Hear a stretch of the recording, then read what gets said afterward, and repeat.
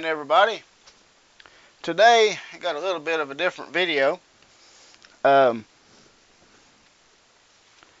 was sent a Meta Quest 3 to try out and to do a review on.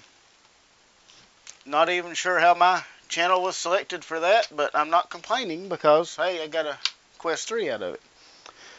Just got an email one day, and it basically said, would you like to try out a Quest 3 on your channel, and we'll send you that for you to do a review on. So I responded, yeah, go ahead and send it to me. I didn't think it would happen. Well, here it is. So I guess I am going to review the Quest 3.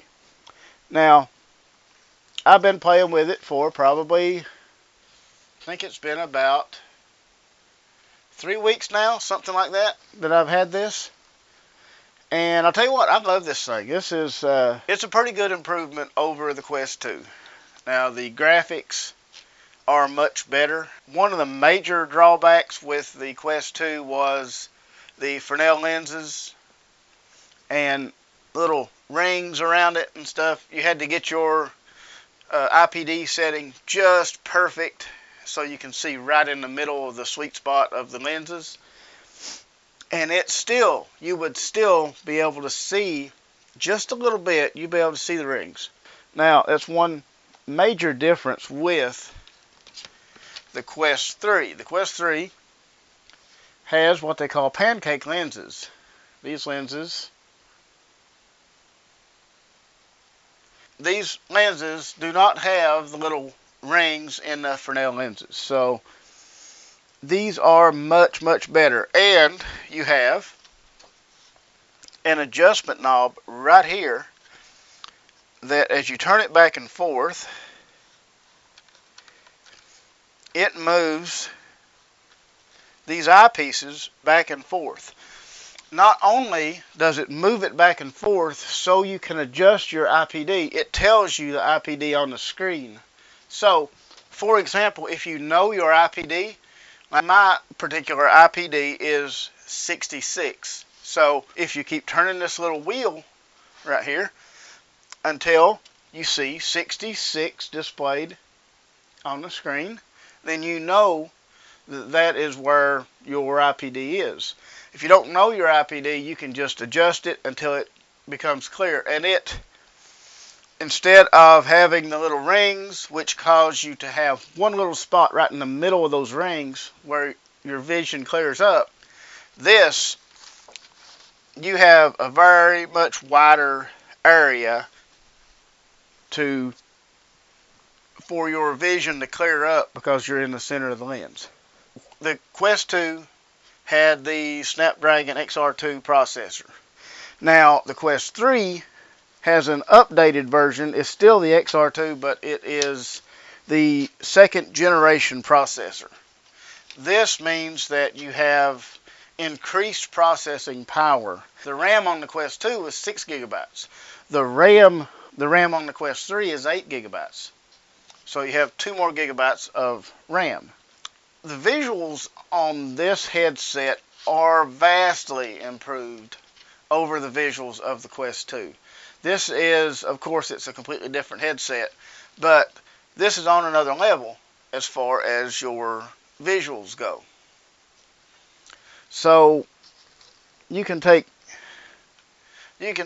the same game on the Quest 2, like for example, I played Red Matter on Quest 2 and I played it on Quest 3. The graphics are a lot better. Now, Red Matter 2. Now, I played Red Matter 2. I played it on both. I don't have any recordings of playing it on the Quest 2, and I gave my Quest 2 to my sister, so I don't have it here. So I can't really record any gameplay on it, but I can record some gameplay from Red Matter 2. It is very, very clear.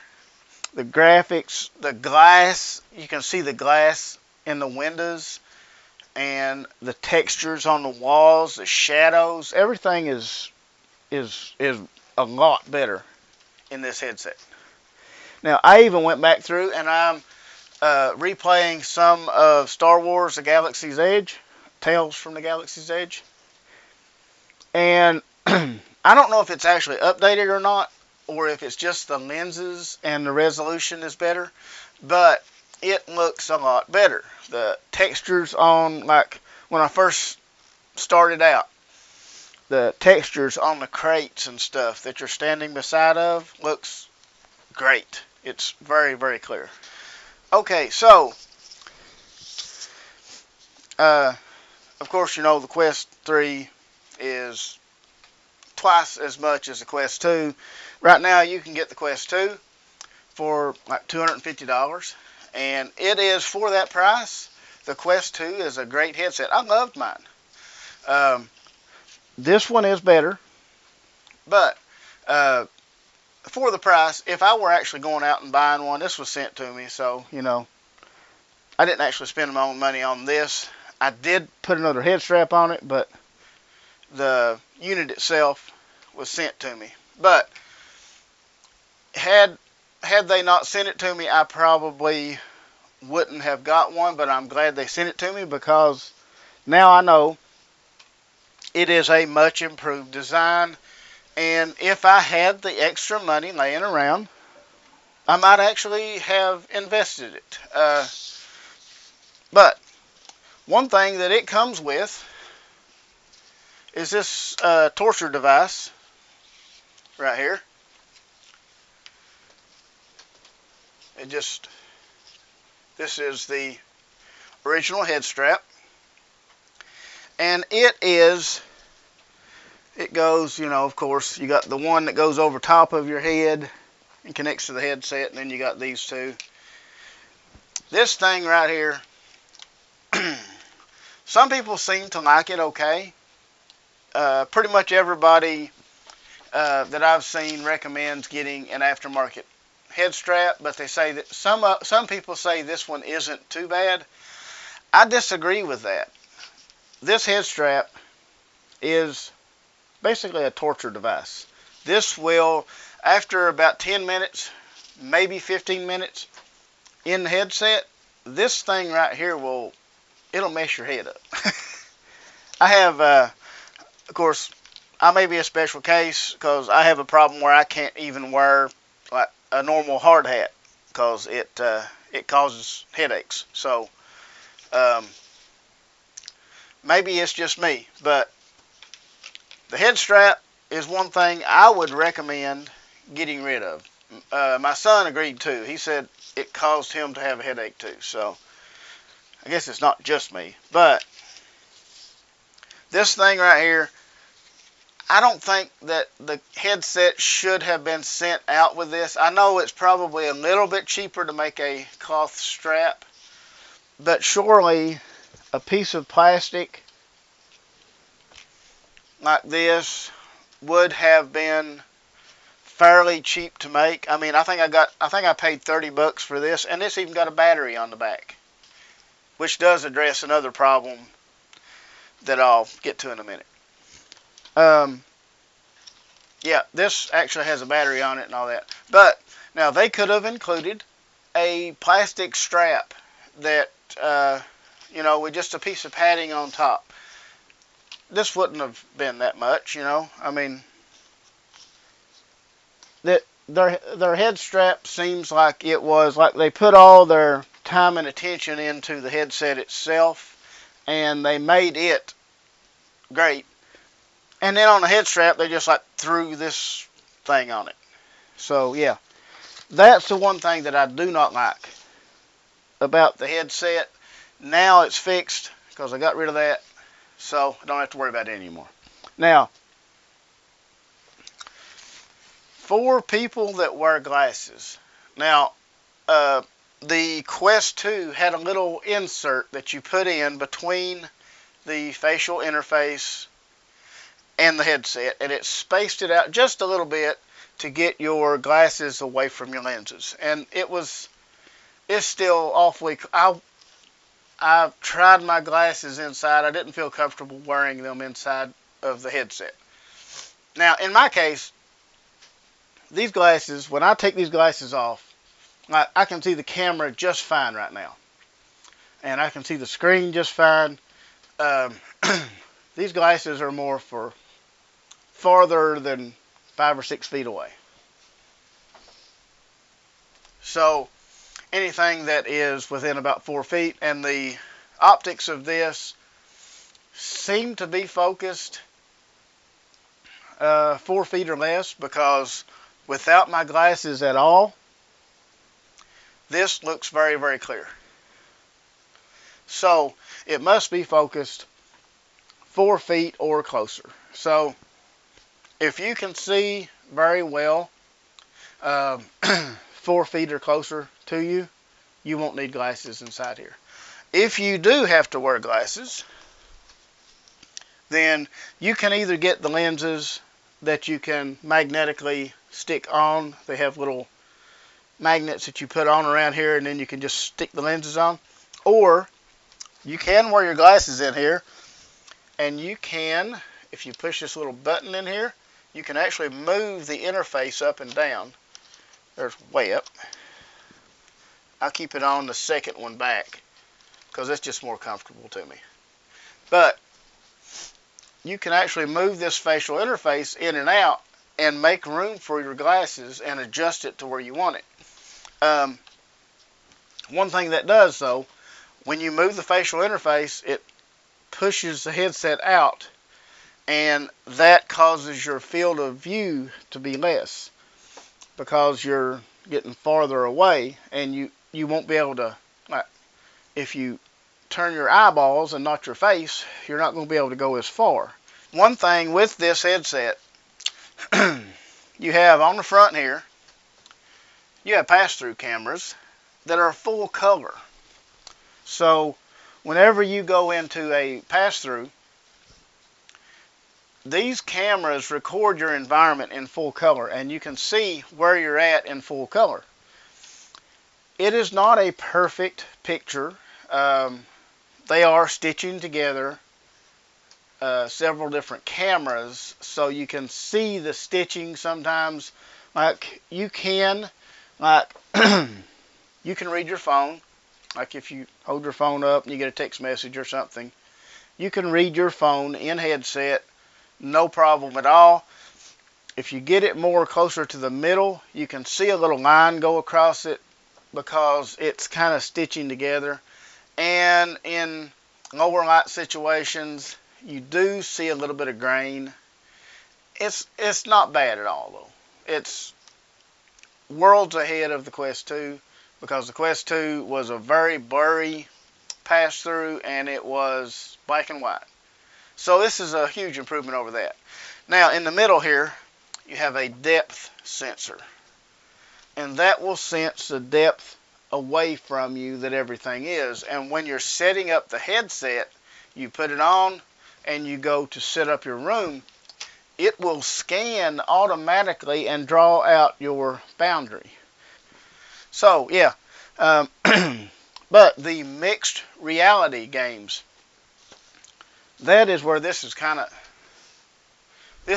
a game changer now, because like it comes with a game, First Contact, I believe it's called, and in that game you have a spaceship that basically crashes through your real roof.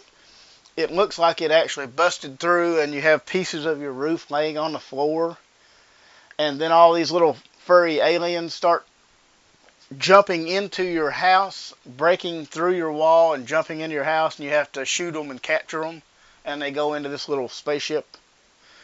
It's fun because you're looking around and you're in your own house, and you're seeing the walls get kind of tore up around you and the little spaceship landing there. It's pretty neat. And there are quite a few of those mixed reality games that are already on the store, and there will be more coming. This one that they sent me, I didn't I didn't choose this one, but it's just the one that was sent to me.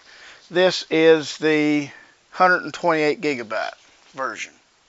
They have a 512, and apparently the 512 is over $600. So you're paying an extra, I think it's like $650 or something like that, and you're paying an extra like $150 to, well, you're doubling your storage. But for me, I've got several games on here, and I'm not even close to having it full. And the thing is, all your games, your progress, everything is saved in the cloud. So anytime you want to delete and download a new, another game, it's fairly easy. If you got fast internet, it's seamless. I don't see the need to spend the extra $150 for the 512 gigabyte, but some people will want that just to make sure that they have plenty of room. Now, in the future, some games may get even bigger, and then there may be a little bit of trouble with that. Okay, on to the controllers. Now, this is one thing that I have mixed feelings with these controllers. They are pretty much like the same controller without the tracking ring. And I had gotten completely used to that tracking ring. I actually used it to, you can put one down like this and then turn the other one up and stick the handle down through like that, and you can stack them very easily. They would fit in the case and hold themselves from moving around. I do like these, and I'm getting more and more used to them. They just feel like I'm going to drop them. I always, when I'm playing the game or doing anything in headset where I can't actually physically see the controllers, I do keep the string around and I have it tightened up so that if I do happen to turn them loose, they'll just do that and not fall. But they don't feel as secure for some reason. They feel smaller than the Quest 2 controllers. I guess they are because of the tracking ring. Maybe that's the only difference, but they feel funny to me. Maybe it's just getting used to them. The battery is just a AA. Battery is just a regular AA, and you actually have a little button here to push now, and it just pops off. It is a little cheapo AA battery that comes with it, but these batteries, I've completely played through Red Matter 2, played through most of Red Matter, played through about half of Star Wars Galaxy's Edge. I went back through the Vader Immortal series. I don't know exactly how many hours that I have. I don't know exactly how many hours I have on these, but the battery has just barely went down any. So now I did have rechargeable batteries in my Quest 2 controllers, and I hardly ever had to recharge them. So it's about the same battery life for that. So as far as battery life goes on the controllers, it's great. And after I get used to them, maybe I'll like them better than I did the Quest 2 controllers. But in some ways, I'm still getting used to them, and they don't, I think maybe the handle needs to be a little longer or something. I think they did shorten it. They feel smaller, and they don't fit my hands as well as the other ones. That's where we come to this with the battery life. Now, they claim an hour and a half to 2 hours. Well, actually, they claim an hour and a half to 3 hours. I don't know how you could ever get 3 hours out of this thing on the original battery. There's no way. I was lucky to get 2 hours out of the battery on this before I got the head strap with the battery integrated in it. Now you can see right now it's basically charging itself, and the battery pack is on, so that is keeping it charged. So this, I have played, I think I played for like 4 4.5 hours straight. And it was getting close to running down. It never did run all the way. It never did run all the way down, but it was getting close. Actually, which kind of comes in handy for me, this light bulb, I don't know if you can, yeah, you can see it. This light bulb right here has a plug on it. So when I'm playing in here, I can just take, this is not the cord that comes with it. This is an aftermarket, but it's actually a data transfer cord, so it's a little more heavy duty, and it's longer. I can go wherever I need to go with it, because all I got to do is either plug it in here or plug it into the headset itself. Usually it's better if you plug it into the headset itself, then it will keep up with, you know, you can pretty much infinitely play it. Now, as far as for productivity, this one is way better because of the full color pass-through.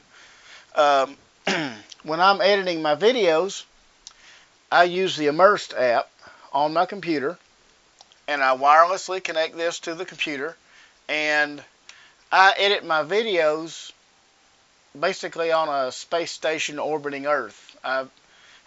There's an environment on there where you're like orbiting the planet, and you're in like some kind of space station or something. And you can put up like 3 huge screens. I usually only have like 2. I used to do the same thing in the Quest 2, but I tried it a few times and ended up going back to just using a regular computer screen. Now that I've tried it on this, I prefer editing videos in headset because it's less distracting. You have less going on around you, you know, because you're in your own environment. And like I said, you can have as big of a screen as you want. Would I recommend buying this headset? If you have the means and you have $500 just laying around, and you want it for the mixed reality part and for the productivity, yeah, it would be worth it for that. Just to play the games for the added resolution that you get, it is nice. Like I said, I was starting to go back through Star Wars again. I don't know if I'm going to go all the way back through all that and find all of the objects and stuff and the little robots and stuff like I did the first time. I think after I seen the initial, oh wow, this looks good, then you're immersed in the video, in the game anyway, and you kind of, the graphics are good, but the immersion does not depend, to me anyway, on the graphics. So if you have a Quest 2 and you're satisfied with it, and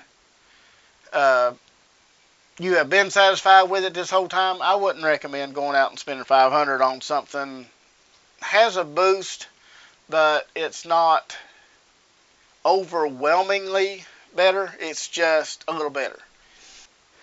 As far as the user interface and stuff like that, it is pretty much identical to the Quest 2. It's the same user interface. It just uses better graphics. That's what I'm going to call my review for the Quest 3 headset. I do enjoy it. I do recommend it in certain cases. But anyway, I guess that's going to be about all for this video. I appreciate everybody watching, and I'll see y'all on the next one.